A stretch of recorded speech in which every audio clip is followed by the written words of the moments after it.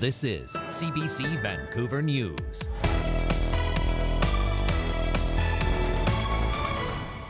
Everything was shaking. Did you feel it? No, I didn't. I was fast asleep. 2 earthquakes shake parts of BC, prompting a reminder from experts to be prepared. Plus, better to get them early before you get the infection. 'Tis the season. Doctors are urging you to get vaccinated against the flu and COVID-19. And she has a seizure at any given time. in the midst of the provincial election, we take a close look at the healthcare challenges in the Kootenays and stressful waits for surgeries and doctors. It's starting to piss me off a bit that we are being forgotten about. Hello, thanks for joining us. I'm Janella Hamilton. 2 earthquakes shook parts of the province in the early morning hours, one off the coast of the Lower Mainland, the other rattling northern BC just hours later. As John Hernandez reports, while the 2 tremors were unrelated, officials say they're a good reminder to be prepared. Deep below the surface of these waters near Tsawwassen, a seismic shift rippled through the region. At 2 a.m., I was in bed, just like some shaking. It was very short. The earthquake was recorded at 2 a.m. in the Strait of Georgia, about 31 kilometers southwest of Vancouver. The 3.5 magnitude rumble was felt by hundreds of people in Metro Vancouver, the Fraser Valley, and Vancouver Island. Everything was shaking. But not strong enough to do any damage and not quite noticeable to many. I was awake, I just didn't feel anything. No, I didn't. I was fast asleep.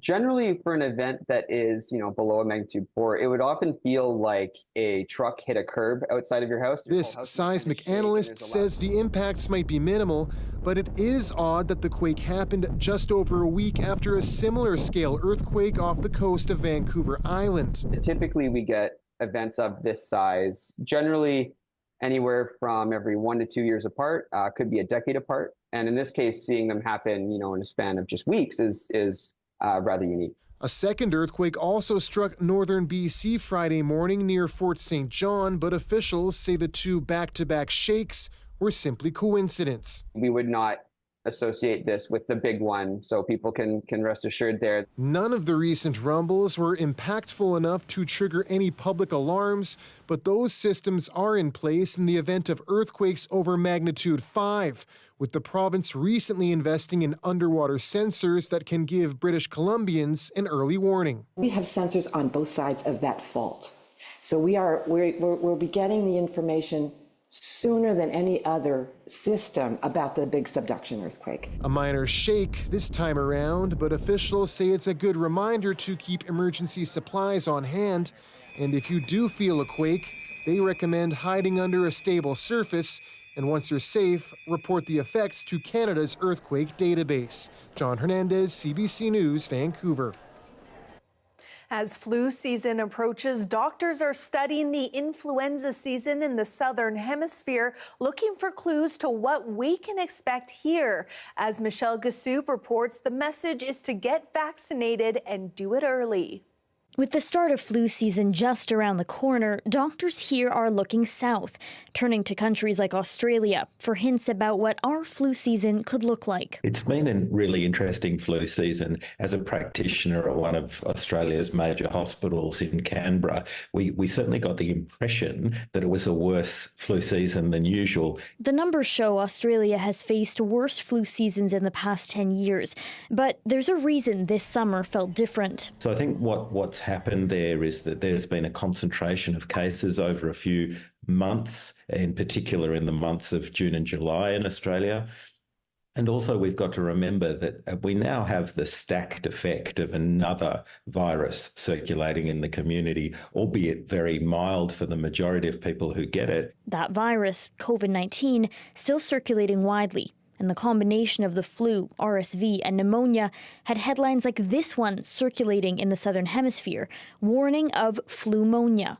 Doctors here are urging people to get vaccinated. What we've seen this summer is that the flu vaccine that's being used is about 35% effective in reducing hospitalization for those who took the vaccine. So that's good. Another lesson from the South, this year's flu appears to have less of the H1N1 virus or swine flu than previous years. That wasn't seen very much in the South this year compared to last year. So that was in the vaccine, but it looks like we might not see so much of that this year. The goal across Canada is to get 80% of those at higher risk of complications vaccinated. But those numbers have lagged behind and are even lower for younger, healthy Canadians. This year, Canada approved multiple vaccines against RSV, and updated COVID-19 vaccines from Pfizer and Moderna are set to arrive in Canadian pharmacies. Flu shots will become more widely available later in October. Michelle Gassoub, CBC News, Vancouver. A deal is on the table to potentially save a small northern BC community nearly $5 million in water treatment costs after construction on BC Hydro's Site C dam compromised its water supply. Since the early stages of the project, Hudson's Hope residents have faced issues with their tap water quality. The district is currently paying $32,000 each month for a temporary water treatment plant. In a release yesterday, the district says it received a significant offer of support from BC Hydro to pay for a surface water system and the monthly cost of a rental treatment plant until the permanent one is ready. The district says it remains in negotiations with BC Hydro, and a planned vote will go ahead Saturday that would authorize the district itself to borrow money to build a permanent water treatment plant.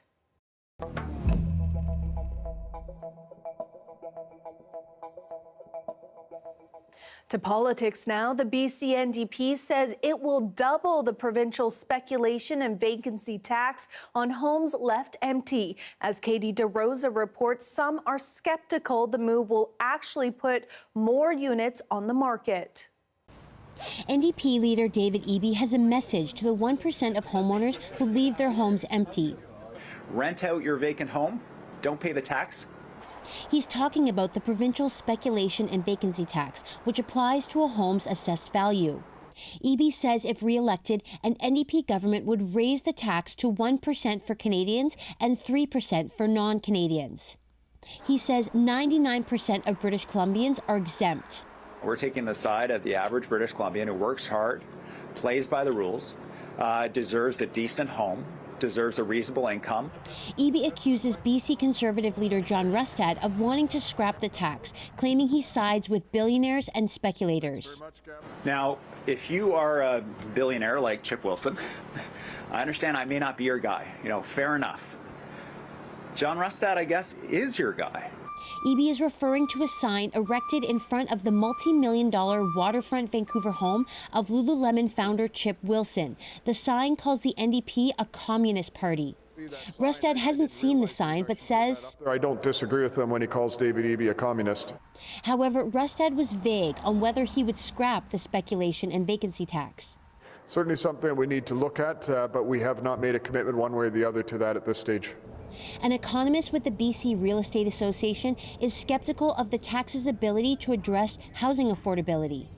Yeah, it applies to a very, very small share of the housing stock or of households. So it's odd to expect that it would have a large impact. And what we've seen since the speculation of vacancy tax is implemented is that it hasn't really had any significant impact in a positive way on affordability. But it has had an impact on government coffers. The government says the tax has brought in $390 million since it was introduced in 2018. And David Eby claims it has put 20,000 homes onto the market in Metro Vancouver. However, John Rustad argues Eby's housing policies have been a failure, pointing to a 30% drop in housing starts last year. Katie DeRosa, CBC News, Victoria. Conservative leader John Rustad spent part of the day in Kelowna laying out his plans for childcare in the province. It includes expanding the $10 a day program, opening more high-quality childcare spaces, and providing tax credits for lower and middle-income families. It's close now to 60% of parents say that they are struggling to find childcare in BC. 60% of parents. It's no wonder why 1 in 2 youth are thinking of leaving this province. It's one of the contributing factors. Certainly, it's also a barrier to people wanting to be able to get into the workforce. Rustad says his party will support an independent and government-run childcare system. He says he will be prioritizing creating 24-hour childcare spaces for shift workers and first responders and support schools that want to offer childcare programs, among a list of other promises. This election season, we are taking an in-depth look into the big issues that matter to people in BC. Among them are healthcare, crime, and housing and homelessness. And as Corey Bullock reports, people in the East Kootenay want to see massive changes to the healthcare system. For Sierra Hebert and her mother, it's been a stressful few months. She's waiting to hear if a tumor in her brain is life-threatening or not. The 15-year-old forced to stay home from school after suffering multiple seizures a week. It is scary, you know, like you don't go to bed at night, but be able to sleep, right? Because she has a seizure at any given time. Cheyenne says they've been referred to BC Children's Hospital with no word on if or when Sierra will have surgery. And this family isn't the only one struggling with BC's healthcare system. CBC News asked for feedback from residents in the East Kootenay, and we were flooded with emails. Some came from people having to travel to get the care they need, others on a long wait list for a family doctor. Pardon my language, but it's starting to piss me off a bit that we are being forgotten about in this corner of the province. Wilkes has long been calling for radiation therapy here in Cranbrook. The Ministry of Health says that in the last year, about 530 patients have had to travel from the Kootenays to BC Cancer Centres. On average, those patients are having about 13 appointments each. We really need help in this corner of the province. Traveling to Kelowna one way from the furthest reaches of the southeast corner is 9 hours one way. That's a significant challenge, especially if you're in stage 4 cancer. So what are the three parties offering, and how would that impact residents here in the Kootenays? The BC NDP has pledged to expand travel assistance for patients like Sierra. The promise would provide upfront money to cover mileage if flights aren't available and extend employment protections to 27 weeks. But Cheyenne worries that's not enough. After that 27 weeks, I'm not sure what it's going to look like or if I'm going to be able to return to work, not knowing when she gets her surgery. Meanwhile, the BC Conservatives are promising to reduce administrative costs in healthcare. They want to allow for both public and private healthcare options and want patients like Sierra to be able to access care outside of BC. The Green Party says it will establish community healthcare centres around BC, replacing the current urgent and primary care centres, and will try to entice more nurses into the system by increasing funding, although not indicating by how much. For Cheyenne Hebert, she just wants to know her daughter will be taken care of. I have to be her voice. I have to be her mom. Something she says she'll be considering when she's at the polls on October 19th. Corey Bullock, CBC News, Cranbrook. It's National Day of Action for Murdered and Missing Indigenous Women, Girls, and Two-Spirit People. And the Congress of Aboriginal Peoples has announced a group called Circle. The group is demanding all levels of government implement all 231 calls for justice immediately. Circle is a first step to ensuring that calls for justice 13.1 to 13.5 are implemented. So really we're the first group action that is meaningfully trying to address those calls for justice and to call on our federal partners, regulatory bodies to join us, to join Indigenous women in this work, to follow our leadership and to get some important change made. They say only a handful of the calls have been addressed so far. A report from the National Inquiry recommended these steps 5 years ago and reported that the number of victims amounted to a genocide. The battle for one riding is heating up. We hit the ground and meet the candidates in Richmond Centre coming up.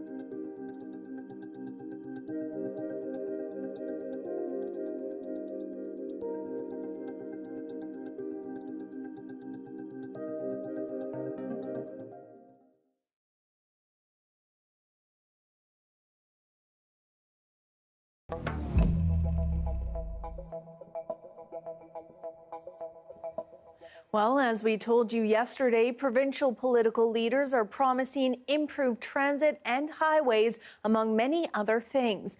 BC Today asked listeners what they think.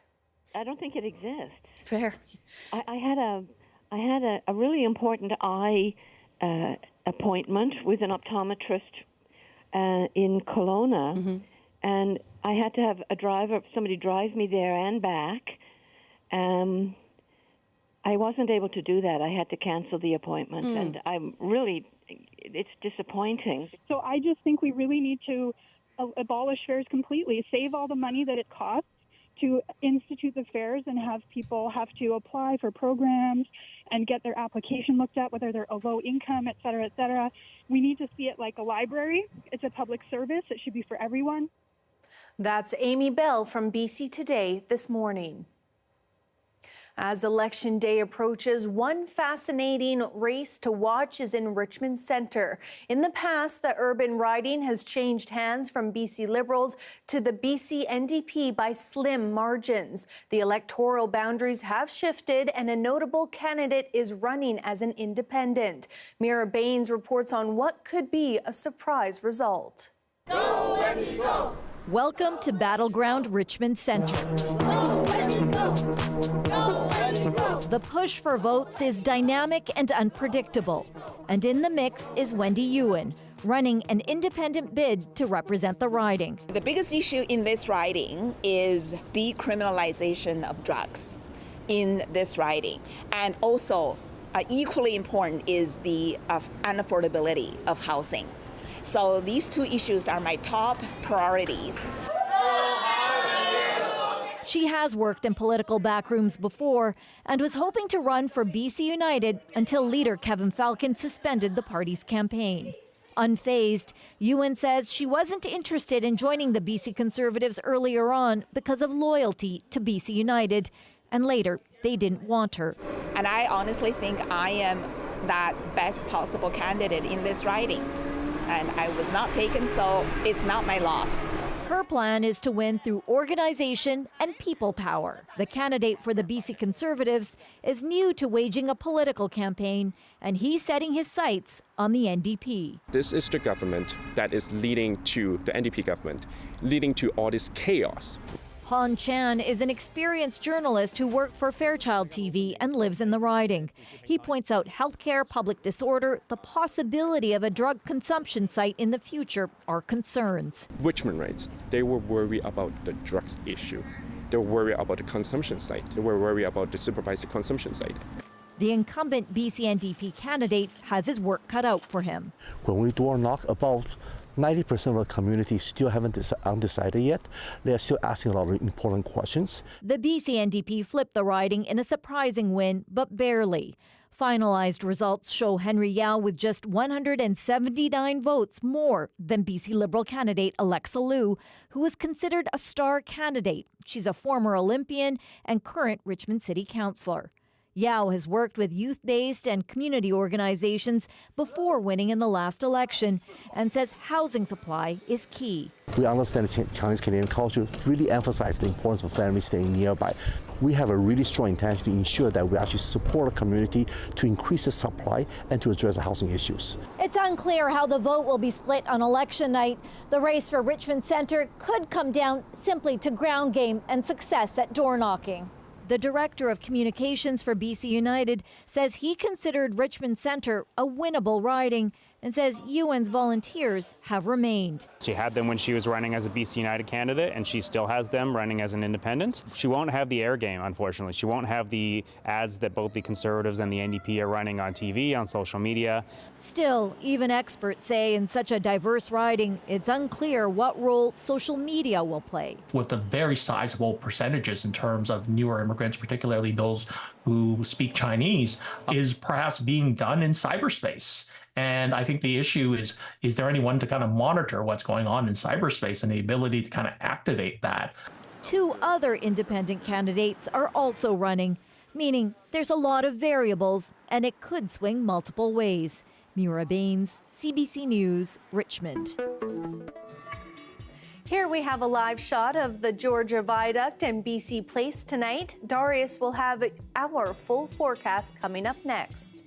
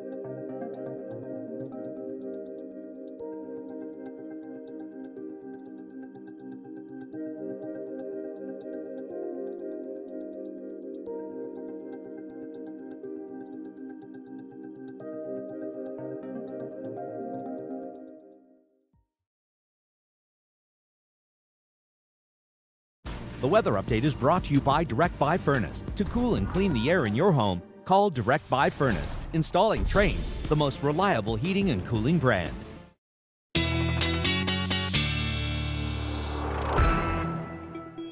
Darius Madavi joins us now with a look at our weekend weather. And Darius, I hear that there may be a chance to see some northern lights. Yes, that's right. We've got a decent chance over the next few nights. And actually, if anything, the Saturday and Sunday are looking maybe trending a little bit higher on that chance. And you can see here in BC, as long as we get above a K5, maybe a K7, we should have a decent chance of seeing those northern lights. So hopefully it all pans out. Now, the other thing you have to worry about is that cloud, and that is coming in and out across much of BC. The southern interior seems the clearest. You have the best chance of seeing it there, but also it seems like at times the south coast won't be too bad either. If we zoom in here, you can see here, the green are areas where you should have pretty much clear skies. Red is a no-go, and yellow is iffy at best. So hopefully we'll see a little bit more green here than this model is calling for, but I'm keeping my fingers crossed, and we always have tomorrow night as well, hopefully also to see those clear skies and hopefully an aurora. Now, In terms of the rain, not just the cloud, if we layer that on, you can see here most of that coming to just the North Island tomorrow. As we get into Sunday and especially into Monday, we're going to see that come down more through the island. But really through the weekend, most of that is staying up towards the more northern parts of the south coast. If we zoom out to the rest of BC, again, you can see most of that moisture is heading towards the north and central coast. Some of that hitting the North Island as well. Some of that breaking to the central interior as some showers. Some of it making it up into the north as some snowfall. On the mountains as snow as well. Freezing levels are pretty low, but nothing out of the ordinary for autumn really. In terms of temperatures, those are also fairly seasonal, pretty much across BC. We may see some fluctuations of about 3 or 4 degrees or so in many places. In some places, like in the Peace, it may fluctuate a little bit more, but generally speaking, we've got those cool autumnal lows. We've got the normal seasonal highs in many places. It doesn't seem like we're going to get into quite the higher temperatures that we were once looking at here in Vancouver through the weekend, but still very pleasant and fairly calm across BC as well. Again, lots of moisture heading to the north and central coast, but nothing out of the ordinary. Maybe 30 to 50 millimeters through the whole weekend, so not too bad. And here's our 5-day forecast, Janella. We do have some cloud on the way. We do have some rain, but, you know, it's autumn. Yeah, a little bit of everything for anyone. Oh, yeah. Thanks so much, Darius. Thank you. That is your late news for Friday, October 4th. Thanks so much for watching. For news at any hour, you can always head to our website at cbc.ca/BC. We'll see you tomorrow.